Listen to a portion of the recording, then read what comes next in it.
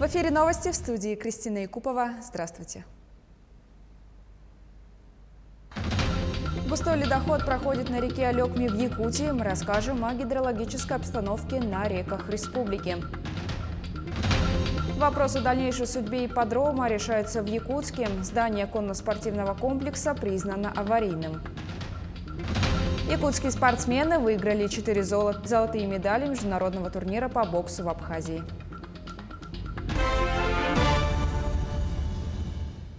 На территории республики за минувшие сутки зарегистрировали 115 новых случаев COVID-19.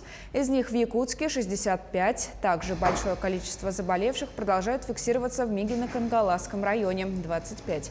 6 человек заболели в Вилюйском районе, 5 в Амгинском, по 4 в Нерюнгринском и Чурапчинском, 3 в Усть-Алданском. Единичные случаи также зарегистрированы в Горном, Кобяйском и Среднеколымском районах. Большое количество у нас на настоящий момент именно тяжелых больных. И, соответственно, нагрузка на санитарную авиацию сегодня увеличилась у нас в разы. На настоящий момент у нас угрозу представляют дети. Если исходить из сложившейся ситуации, то в республике мы впервые открыли дополнительные койки для инфекционного стационара именно детского.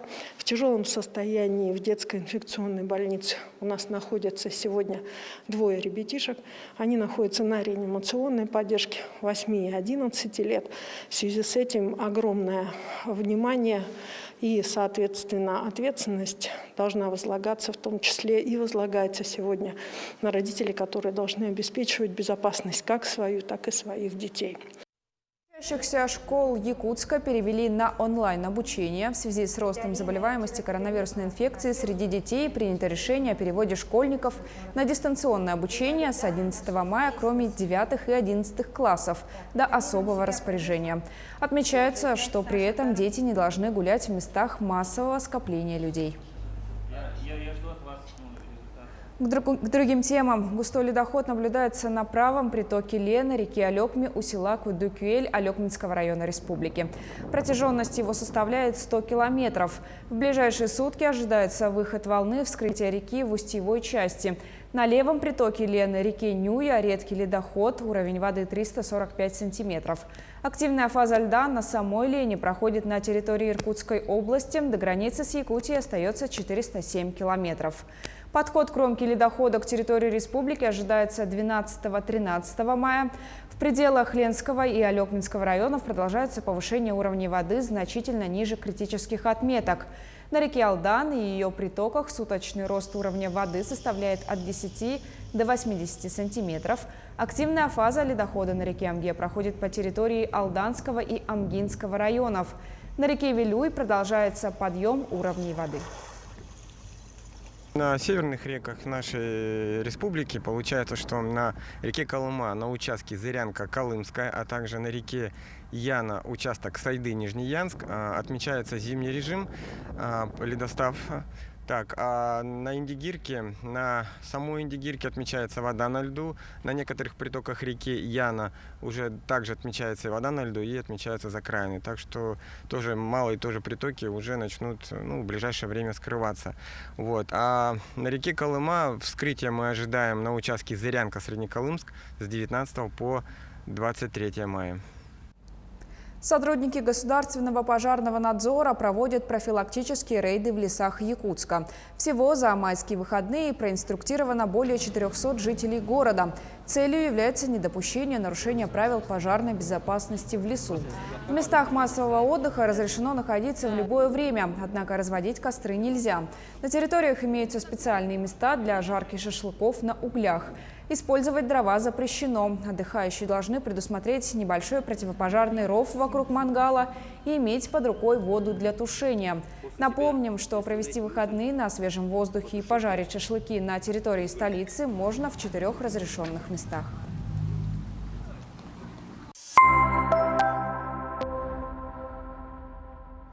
За последние годы программа переселения из ветхого и аварийного жилья начинает приносить большие результаты.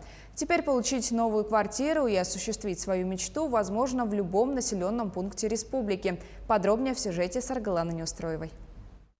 За 20 лет в республике было построено 8 миллионов квадратных метров жилья. Так уже 33 тысячи человек бесплатно получили новые квартиры. И это только начало. Всего за последние 2 года было построено 60 многоквартирных домов по программе переселения из аварийного жилья. До 2025 года новые квартиры получат 56 тысяч человек.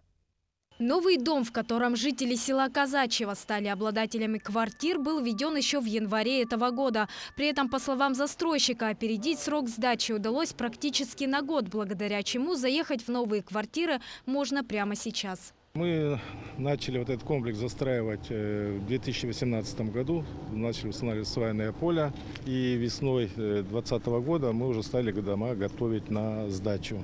Домостроительный комбинат каждый год участвует в программах переселения, то есть у нас и 203-й квартал, и воинская часть, и здесь, то есть мы каждый год участвуем в программе переселения из ветхого аварийного жилья.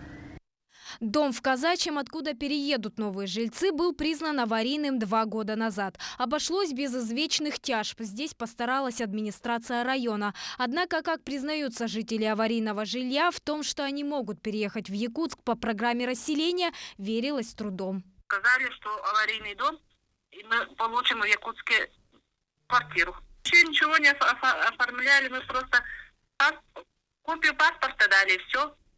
Попросили нас. Ничего не говорили, мы просто сказали, в Якутске будет квартира, и все. Мы даже сами в шоке были. На сегодняшний день необходимо ликвидировать более 1 150 000 квадратных метров аварийного жилья в республике до сентября 2025 года. Так, чтобы стать участником программы, муниципалитету необходимо направить заявку в дирекцию жилищного строительства с уже готовым списком собственников. Механизмом реализации программы является, это у нас 4 способа. Это приобретение, у застройщика в строящемся доме, вот как, к примеру, вот этот дом. Приобретение у застройщика в введенном доме, приобретение квартиры на вторичном рынке и выплата возмещения собственникам изымаемых жилых помещений. Объемы, начиная с 2021 года, очень увеличены. Я имею в виду в части исполнения целевых показателей. До конца этого года мы должны ликвидировать еще плюс 215 тысяч метров, что накопительным итогом составит 325 тысяч метров аварийного жилья до 1 января 2022 года. В случае с нашими героями их квартиры будут находиться на балансе Устьянского района с возможностью дальнейшей приватизации собственникам. В очереди на жилье стоят еще 2 семьи, которые также получат квартиры в Якутске уже в этом году. Саргалана Неустроева, Георгий Григорьев, Якутск. А сертификаты на улучшение жилищных условий многодетным молодым семьям вручили в Нюрбе. На торжественном мероприятии побывала наша съемочная группа. Сертификаты на улучшение жилищных условий получили 8 семей, имеющие 2 и более детей. В Нюрбинском районе с начала года этой мерой господдержки воспользовались 14 молодых семей. Для семей, имеющих 2 и более детей, сумма социальной выплаты составляет более 1 300 000 рублей. На мой взгляд, данная программа очень важная для молодых семей. Это очень большая поддержка для приобретения и улучшения жилищных условий, для строительства дома. Мы планируем летом уже приобрести по договору, то есть не построить, не в ипотеку, а вложиться собственными средствами и данным сертификатом. На реализацию государственной программы обеспечения качественным жильем и повышения качества жилищно-коммунальных услуг на 2020-2024 годы предусматривается трехстороннее финансирование. Это федеральные, республиканские и муниципальные бюджеты. Для ускорения очереди на получение этой социальной выплаты в Нюрбинском районе со следующего года планируют увеличить сумму софинансирования. Мы в этом году предусмотрели 10 миллионов рублей. Положение есть, там категорирование по возрасту. Если ему уже достигнет 35 лет, они уходят от этой категории, поэтому мы хотим увеличить софинансирование с района, потому что побольше семей получили эту поддержку. Сегодня на очереди на получение сертификатов молодым семьям стоят более 170 семей. Со следующего года, когда район увеличит сумму софинансирования, увеличится и софинансирование со стороны республики. Соответственно, заветную социальную поддержку получат больше молодых семей. Роман Савинов, Геннадий Матвеев, Эдуард Васильев, Нюрбинский район. Здание конно-спортивного комплекса признано аварийным и требует ремонта, в связи с чем арендаторам направлены уведомления об освобождении площадей до 15 мая. На сегодняшний день на базе якутского ипподрома содержатся и проходят подготовку к скачкам более 50 лошадей от 20 хозяйств. По словам участников и представителей предприятий, закрытие комплекса повлечет за собой кризис конного спорта в Якутии. Сначала мы провели по моему заданию внутреннюю экспертизу. Комиссия из сотрудников АГАТУ провели экспертизу и пришли к такому мнению, что действительно это аварийное здание и подлежит сносу. Да? Ну а потом мы пригласили лицензированную специальную организацию «Профит Плюс», которые занимаются такой экспертизой и аудитом, которые осмотрели и пришли к такому мнению, что здание ветхое, аварийное и подлежит сносу, не восстановлению, ремонту, а сносу.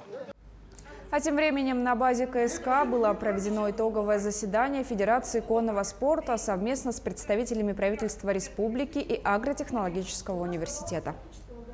И лично я думаю, что мы найдем общий знаменатель с руководством АГАТУ. Это федеральный университет. И как-то вопросы решим положительно. Боксеры из Якутии завоевали 4 золота международного турнира в Абхазии. Всего из республики выступили 5 человек. Первые места заняли Роберт Васильев, Вадим Дербин, Евгений Ефимов и Владимир Митин. А третье место досталось Валериану Богатенкову. Кроме того, Васильев Роберт был признан лучшим боксером турнира, а самым техничным – Владимир Митин. Выпуск подошел к концу. Оставайтесь с нами. Мы следим за развитием событий в республике и за ее пределами. До скорой встречи.